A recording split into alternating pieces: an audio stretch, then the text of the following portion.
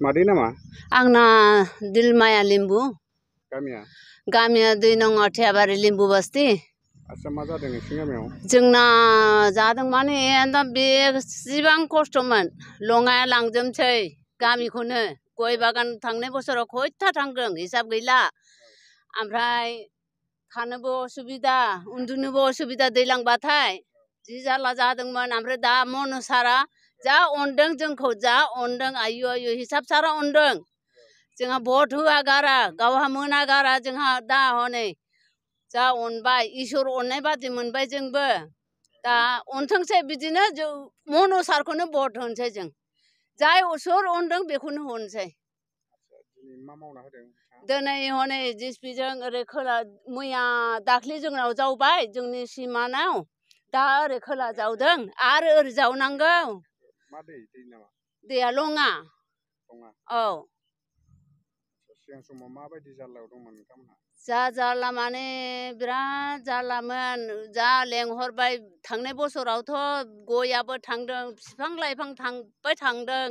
जा थांदों माने थांदों। ओमफ्राय जा चेयारमेनखौ खबर हो वांखौ खबर हो होबाय सोर होखो जोंनि गामिनि सेंग्राफ्रा गोरों गोरोङा होबाय फैबाय। ओमफ्राय लास्टआव मनसार फैबाय। ओमफ्राय बे गुवाहाटीनि माथाय एसे गिदिर बायद' फैबाय सार। ओमफ्राय बिसोर फैनानै बे खुन्थिया गारनानै एसे सबदान जादों। औ बारग'बाय जों। दा मा खालामखो?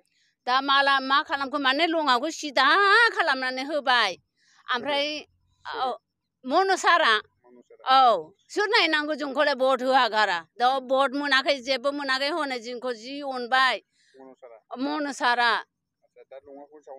औ जावनानै होबाय। ओमफ्राय आं मैया थांनानै आरो साननैसो बिनानै फैबाय आं।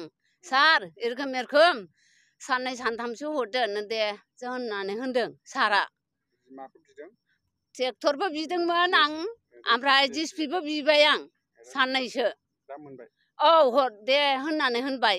गाबोन बैयाव ट्रेक्टर जानो नांगोन ना नाङाथाय थावबो आं बिबाय सारनो हरनो होनदों।